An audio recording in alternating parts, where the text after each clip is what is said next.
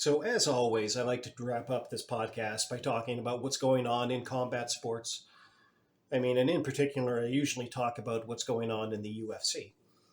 And man, I do wish that it hadn't been so long since the UFC card in Edmonton, because I would love to talk. I would have loved to have been able to take the time to talk about what was going on with that card or what went on at that card. It was a hell of an experience to be there. I'll tell you that much. But what I actually want to talk about is the card that's coming up here in about 3 weeks' time. Usually I try not to talk about these things so far into the future. But with the way that my schedule has been for the last couple of months, God knows if I'm actually going to get another chance to talk about it. So I'm going to talk about this Colby Covington versus Joaquin Buckley. So I'm going to talk about this Colby Covington versus Joaquin Buckley card that's coming up. Because there's just some things that are going on in that fight that are very apropos of pretty much everything that's going on in the MMA, like in the MMA world right now. And so it's going to be on free TV in about 3 weeks' time. So Colby Covington, who has pretty much been the perennial number one contender in the welterweight division, for the past several years, he's going to go fight on free TV anymore. Because now at this point he pretty much has to. Because his performance against Leon Edwards pretty much went over like a lead balloon. And now, I do believe that regardless of whatever his ranking might happen to be, I think that it's going to be quite a while before he finds himself in another fight for the welterweight championship of the world. So really, what other alternative does he have? He's going to have to go out, he's going to have to grind a little bit, and now he's actually going to have to earn it this time. And so this time, he's actually going to have to earn it against Joaquin Buckley, who has been an up-and-comer in the UFC for quite a long time. Ever since that beautiful, that just absolutely just gorgeous knockout that he laid out when he was still fighting as a middleweight. And ever since then, he's become like more and more of a fan favorite. He moved into welterweight and he's just racking up the wins. He's moving into welterweight was probably maybe one of the best things that he's ever done for himself. And now he gets a chance to definitely stake his claim, to one of the next title fights, by beating the guy who has been the perennial, one of these forever number one guys, by potentially beating one of these, forever number one fighters in the UFC. He's, kind of shared that for the last little while. For the last few years, he's kind of shared that distinction with like Robert Whittaker, and Max Holloway, guys that were pretty much like they beat everybody in the division except for the champion. And in particular, Colby Covington, with the exception of, I think that his last fight that was not against the champion was his fight against, his fight against Jorge Masvidal, but there were other reasons for that. I was thinking more specifically about his fight against Tyrone Woodley that was also on free TV. But basically, for the last little while, with the exception of that Masvidal fight, Colby Covington, he has refused to fight anybody except for the champion, and he's kind of been one of these guys who's kind of pushed like this whole thing where he basically over and over again, he kind of makes the argument with a lot of these fighters that they're not worthy to fight him, not based on the merits, of the fighter, but just based on their status. Right? Like he's Colby Covington. He's one of the top stars in the entire sport. And this person is a nobody, or that person is a nobody. And it's almost like he couldn't dirty his hands to take a fight against anybody other than the champion. And we're seeing that right now with other fighters. John Jones, he did beat Stipe Miocic, to retain the UFC heavyweight championship of the world. But in a very similar vein to Colby Covington, he's refusing to fight his next the next most logical fighter for him to fight. And he's basically making it as an argument about, it's an argument. It's an argument to status. John Jones is saying that he won't fight the interim heavyweight champion of the world, Tom Aspinall. Not because Aspinall, on his merits, doesn't deserve to have that opportunity to unify those two world heavyweight championships. The argument that he's making is that just Tom Aspinall's a nobody, which of course is not really the case. He's the interim heavyweight champion of the world. Right now, he's the other guy walking around calling himself the thing that, justifiably calling himself the thing that John Jones is calling himself. John Jones is calling himself the heavyweight champion of the world. He's calling himself the UFC heavyweight champion of the world. And right now there are two. There's three. There's actually three if you count in Francis Ngannou as the lineal heavyweight champion of the world. But in terms of guys walking around with UFC belts, calling themselves the UFC heavyweight champion of the world, right now there's two. Realistically, you can't have two champions.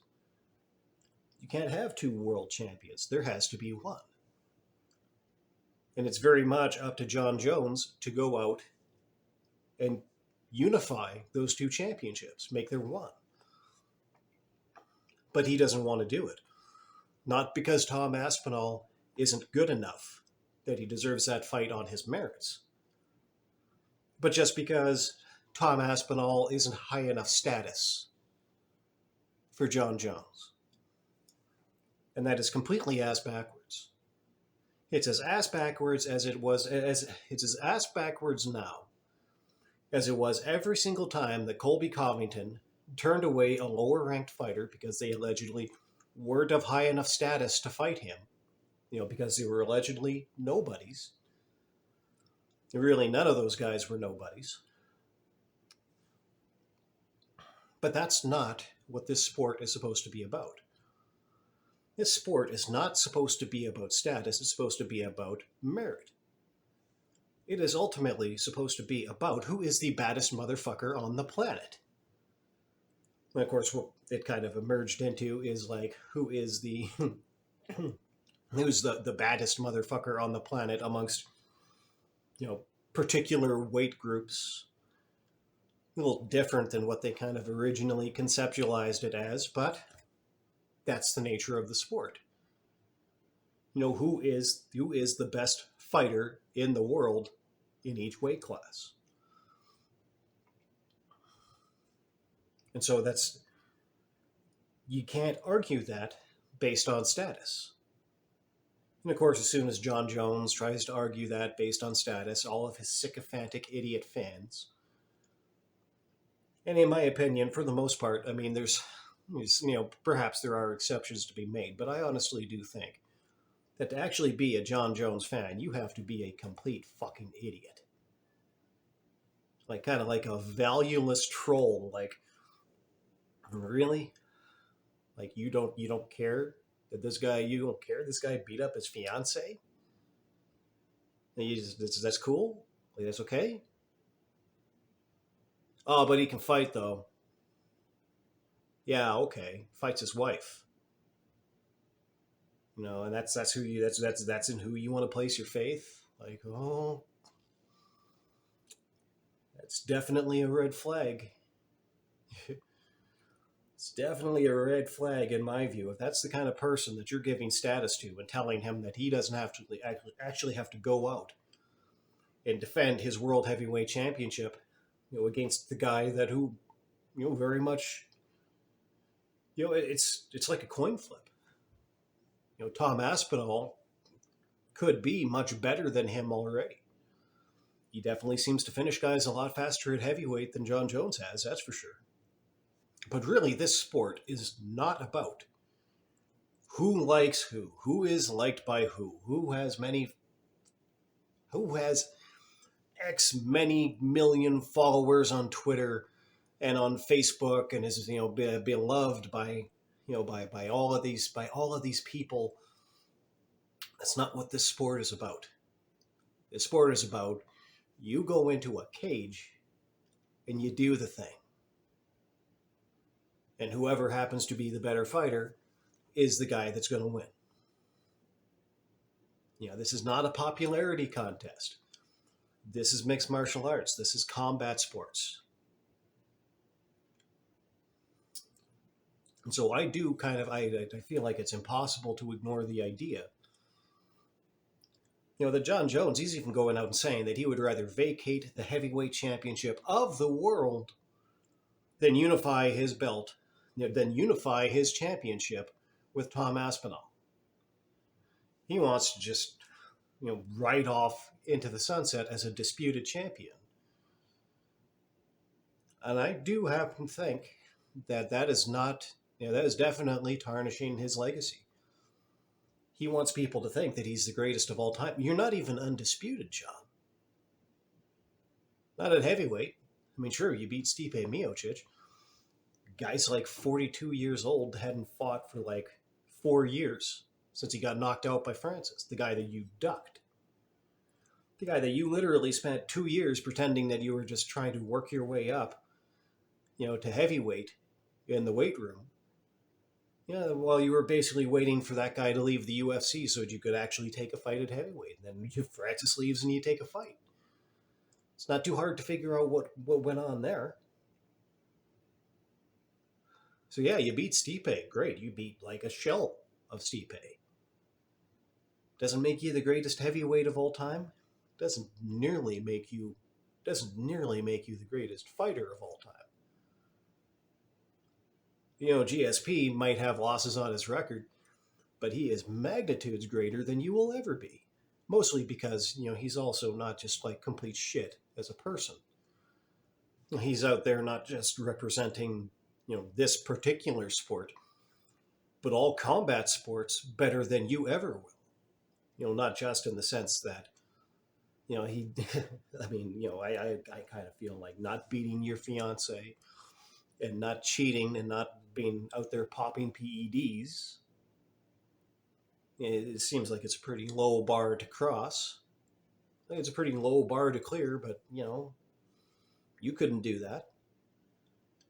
But even beyond that, even just like what George St. Pierre is not, compared to the things that you are, there's everything that George St. Pierre is that you are not.